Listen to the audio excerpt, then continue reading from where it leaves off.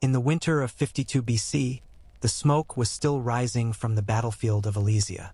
Julius Caesar had done the impossible. He had starved out Vercingetorix, defeated a relief army of 250,000 men, and brought the terrifying nation of Gaul to its knees. By all the laws of Rome, he should have returned home a god. He should have ridden a golden chariot through the Forum, with the crowds chanting his name, showering him with flowers and glory. But Caesar knew the truth. As he sat in his tent, reading the dispatches from Rome, he realized that his victory hadn't saved him. It had doomed him. To the Senate of Rome, Caesar wasn't a hero. He was a monster. He was too rich, too popular, and far too dangerous. The old aristocrats, led by the Stoic Cato and, most painfully, by Caesar's former friend and son-in-law, Pompey the Great, had decided that Caesar must be destroyed.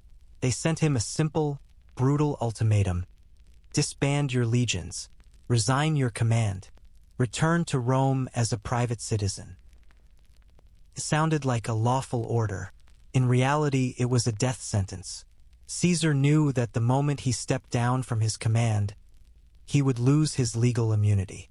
He would be dragged into court, prosecuted for war crimes, stripped of his wealth, and likely exiled or assassinated before he ever saw the Senate floor.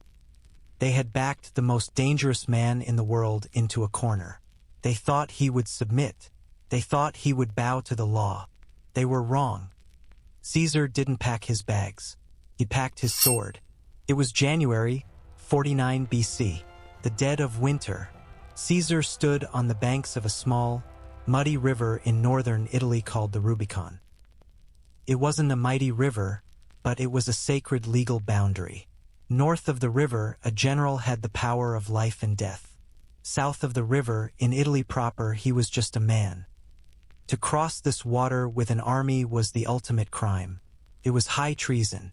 It was a declaration of war against the state itself. Caesar stood there in the dark, staring at the black water. He had only one legion with him, the 13th, 5,000 men. Tired, dirty, battle-hardened veterans who had dug the trenches at Alesia. Across the horizon, the Roman Republic had hundreds of thousands of potential soldiers, the entire navy, and the vast wealth of the East. The math was suicidal. But Caesar turned to his officers and spoke the words that would echo for 2 millennia. Alia iacto estate, the die is cast. He spurred his horse into the freezing water. The 13th Legion followed. The civil war had begun. What followed was not a war, but a shockwave. The Senate expected Caesar to move slowly. They thought he would wait for spring, wait for supplies, wait for his other legions to arrive from Gaul. They were still thinking in terms of old wars. Caesar was fighting a new one. He moved with a speed that terrified his enemies. His men marched 50 miles a day, sleeping in ditches, eating on the move. They struck cities before the defenders even knew war had been declared. Garrison after garrison surrendered without a fight. Why? Because these soldiers didn't want to fight Caesar. They wanted to be Caesar. He was the man who conquered the monsters of the north. When young Roman recruits saw the legendary veterans of the 13th Legion approaching, they didn't throw spears. They threw open the gates. Rome fell into a panic. The senators, who just days ago had been making grand speeches about defending liberty, were now trampling each other to get out of the city. They packed their gold, their mistresses, and their slaves, and they ran. Even Pompey the Great, the greatest strategist of his generation, was caught off guard. He realized he couldn't hold Rome. He made a decision that looked like cowardice but was actually cold, calculated strategy. He abandoned the capital. He ordered all loyal forces to retreat south, to the port of Brundisium. His plan was to sail to Greece, where he could use the vast wealth of the East to build an army that would crush Caesar by sheer weight of numbers. But as Caesar swept through Italy, he received a blow that hurt more than any defeat. It didn't come from a sword, but from a letter. Titus Labienus was gone. Labienus had been Caesar's right hand for 10 years. He was his second in command in Gaul. He was the man who led the cavalry charge that saved Caesar's life at Alesia. He was the only man Caesar trusted completely. And in the middle of the night, Labienus had saddled his horse and ridden south to join Pompey. It was a devastating psychological strike. It told the world, even Caesar's best friend knows he is going to lose. Labienus knew the odds. He knew the Republic had the money and the manpower. He bet on the safe horse. Caesar was now truly alone. By the time Caesar reached the southern port of Brundisium, he was too late. He watched the sails of Pompey's fleet disappearing over the horizon, carrying the Senate and the government of Rome across the Adriatic to Greece. Caesar was now the master of Italy, but he was master of a ghost town. He had the capital, but Pompey had the army. And now Caesar faced a nightmare strategic choice. Pompey was in the east, gathering a massive armada. But in the west, in Spain, Pompey had 7 elite legions, veterans loyal to him, commanded by his lieutenants Afranius and Patrius. Caesar was the meat in a grinder. If he chased Pompey to Greece, the Spanish legions would march into Italy and take Rome behind his back. If he went to Spain, Pompey would have time to build an invincible force in Greece. Caesar looked at his map. He told his men, I am going to Spain to fight an army without a general, and then I will go to the east to fight a general without an army. He turned his back on Pompey and marched west. The campaign in Spain should have been a suicide mission. Caesar was outnumbered. His men were exhausted, and nature itself seemed to turn against him. When he arrived near the city of Alerta, the heavens opened. A deluge of biblical proportions flooded the region. The rivers burst their banks. Caesar's camp was cut off. The bridges were swept away. His supply lines were severed. For weeks, the most powerful man in Rome was reduced to watching his soldiers eat roots and boil the leather of their shields to survive. Across the river, on the high dry ground, Pompey's generals laughed. They wrote letters to Rome claiming the war was practically over. The beast is trapped, they said. He is drowning in the mud. But they had forgotten who they were fighting. They had forgotten Alesia. Caesar was not just a warrior, he was an engineer. If he couldn't cross the river, he would move the river.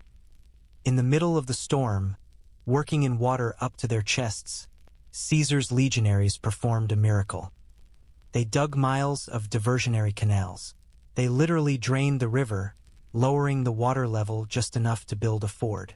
In 48 hours, the trapped army was suddenly across the river and behind the enemy lines. The hunter became the hunted. Caesar cut off the enemy's water supply. Now it was the Pompeian legions who were dying of thirst. They tried to break out, but Caesar's veterans outmaneuvered them at every turn. It was a checkmate. The 7 legions of Spain surrendered. And here Caesar played his most dangerous card. He didn't execute the enemy generals. He didn't decimate the soldiers. He walked into their camp, unarmed, and offered them water. He told them they were free to go. He said, I am not fighting my fellow Romans. I am fighting a faction that wants to destroy me. The news of this mercy spread faster than any plague. It destroyed the Senate's propaganda. They had painted Caesar as a butcher, a second Sulla who would flood Rome with blood. Instead, he was forgiving his enemies. It broke the will of the opposition. Caesar took Spain without a major battle. He returned to Rome as a dictator, but he couldn't rest. The final boss was still waiting. Pompey. While Caesar was in Spain, Pompey had built a monster. In Greece, he had gathered 9 legions. He had thousands of archers from Crete, slingers from Rhodes, and a cavalry force led by the traitor Labienus that was 7 times larger than Caesar's. Worse, he had a fleet of 500 warships controlling the Adriatic Sea. It was winter again. The seas were stormy. Pompey's admirals knew Caesar had no ships, so they relaxed their blockade, thinking no sane man would try to cross in such weather. So Caesar crossed. He packed half his army onto fishing boats and merchant vessels and sailed into the teeth of a winter gale. He slipped past the blockade and landed on the coast of Greece. But the gamble almost failed. The ships went back to get the second half of the army, led by Mark Antony, and were blockaded. Caesar was stranded on the enemy coast with only half an army. No food, no supplies, facing a force 3 times his size. For months, he played a deadly game of cat and mouse, bluffing Pompey, pretending he was stronger than he was. Finally, Antony broke through the blockade and joined him. Now Caesar had an army, but he was still starving. He decided to force the issue. He marched to Dyrrhachium, Pompey's main supply base, and tried to do the impossible. He tried to besiege an army larger than his own. Just like at Alesia, Caesar's men began to dig. They built a wall 20 miles long, trying to lock Pompey against the sea. But Pompey was not Vercingetorix, and Labienus knew Caesar's tricks. They found a weak spot in Caesar's wall, a section near the beach that wasn't finished. Pompey loaded his elite troops onto ships, sailed them around the wall in the dead of night, and landed them behind Caesar's lines. It was a slaughter. Caesar's legions, attacked from the front and the rear, collapsed. The panic was absolute. Standard-bearers threw down their eagles and ran. Caesar himself grabbed a fleeing centurion, trying to turn him around, and the man almost struck Caesar in the face with the butt of his standard before running away. Caesar stood in the wreckage of his army. He had lost. If Pompey marched forward, the war would end right there. Caesar would be captured and executed. But Pompey stopped. He looked at the silent fortifications of Caesar and hesitated. He thought it was a trap. He couldn't believe the great Caesar would break so easily. He sounded the retreat. That night, Caesar sat in his tent, his head in his hands. He told his officers, "Today the victory belonged to the enemy, if only they had a commander who knew how to win." He didn't wait to be attacked again. He took his starving, demoralized army and ran. He marched inland, into the burning heat of the Greek summer, looking for food, looking for a place to make a last stand. Pompey followed him. The Senate aristocrats in Pompey's camp were popping champagne.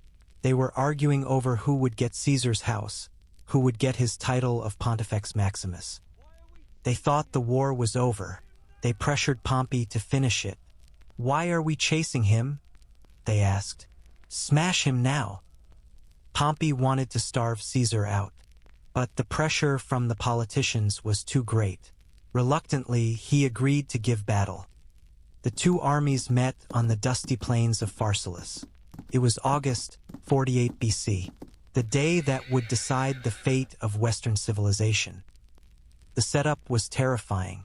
Pompey had 45,000 men. Caesar had 22,000.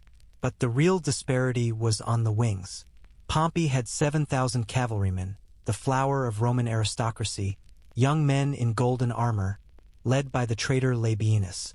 Caesar had only 1,000 tired horsemen. Pompey's plan was simple and unbreakable. He would anchor his infantry in the center. Then, Labienus would take that massive cavalry force, sweep around Caesar's right flank, crush Caesar's tiny cavalry, and roll up the legionaries from behind like a carpet. It was a hammer blow. There was no defense against it. Caesar stood on the dusty plain and watched the enemy lines forming. He saw the mass of horsemen on the left. He knew exactly what Pompey was going to do. He rode to his 10th Legion, his favorite troops. He told them, "Today we survive or we die. There is no tomorrow." Then Caesar did something that no Roman general had ever done. He walked along his infantry lines and pulled one cohort, about 400 men, from the rear of each legion. He gathered them together, 6 cohorts, maybe 2,000 men, the grimiest, hardest veterans he had. He moved them to his right flank and he hid them. He placed them behind his own cavalry, screened from the enemy's view by the dust and the horses. He created a hidden 4th line. He gave them a single, brutal order. He told them, When the cavalry charges, do not throw your javelins. Hold them like spears, and do not strike at the horses. Strike at the faces of the riders. These are young, pretty aristocrats. They care more about their looks than the war. If you aim for their eyes, they will panic. The trumpets sounded. The ground shook. Labienus launched his charge. 7,000 horsemen thundered across the plain. It looked like a tidal wave of steel. Caesar's tiny cavalry force feigned a retreat, drawing the enemy in. Labienus screamed for victory. He surged forward, his formation losing its shape as they chased the retreating enemy. He thought he had won. And then the trap snapped shut. From the swirling dust, Caesar's hidden fourth line emerged. They didn't run. They didn't shout. They just marched forward in absolute silence and leveled their spears. They smashed into the chaotic mass of cavalry. They didn't slash. They stabbed upward, aiming for the eyes, the mouths, the faces of the riders. It was a psychological shock as much as a physical one. The aristocratic cavalrymen, expecting a chase, suddenly faced a wall of iron points. They panicked. They pulled their horses back.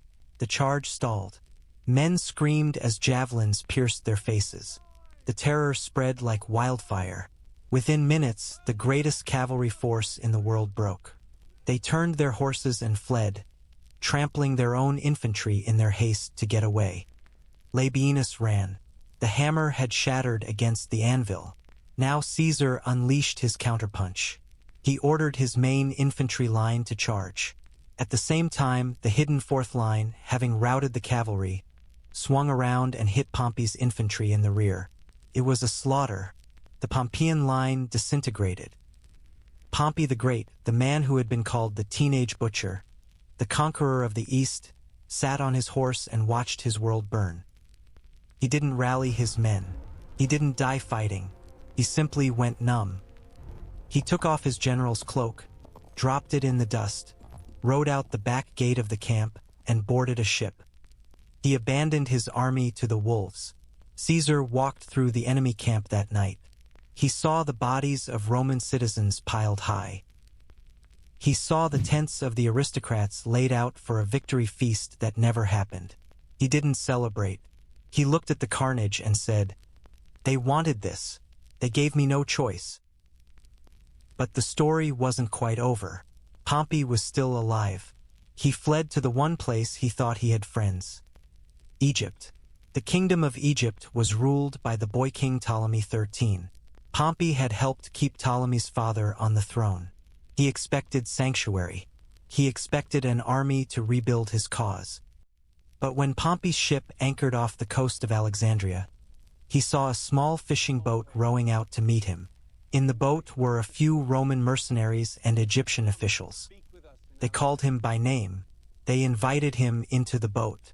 Pompey's wife, Cornelia, stood on the deck of the ship. She watched her husband step into the tiny boat. She watched him sit down. As the boat reached the shore, she saw him stand up to greet the welcoming party. And then she saw the flash of a sword. The advisors of the boy king had done the math. "Pompey is a loser," they said. "Caesar is the winner. Dead men don't bite." They stabbed Pompey the Great in the back, cut off his head, and left his body to rot on the beach. 3 days later, Caesar arrived in Alexandria. He was in hot pursuit, ready for one last battle. But instead of an army, the Egyptians sent a delegation. A servant stepped forward carrying a basket covered with a cloth. He pulled back the fabric. Inside lay the head of Pompey. The Egyptians smiled, expecting a reward. They expected Caesar to laugh, to cheer, to thank them for killing his greatest rival. But Caesar stared at the face of the man who had been his friend, the man who had married his daughter, the man who had ruled the world with him. Caesar recoiled in horror. He burst into tears. He commanded the Egyptians to leave. This was not the victory he wanted. He wanted to defeat Pompey, to forgive him, and to unite Rome. Instead, he found only a dirty political murder. In the aftermath, Caesar showed his legendary clemency. He pardoned the senators who had fought against him. He embraced them. He gave them positions in his government. Among them was a stiff, intellectual young man named Marcus Brutus. Caesar treated Brutus like a son. He believed that mercy would end the cycle of violence. He believed that if he didn't act like a tyrant, they wouldn't treat him like one. He was wrong. Caesar had won the war. He was now the undisputed master of the known world. But as he sailed back to Rome, leaving the sands of Egypt behind, he didn't know that his mercy was forging the dagger that would kill him. The civil war was over. The conspiracy was just beginning. But that is a story for another time.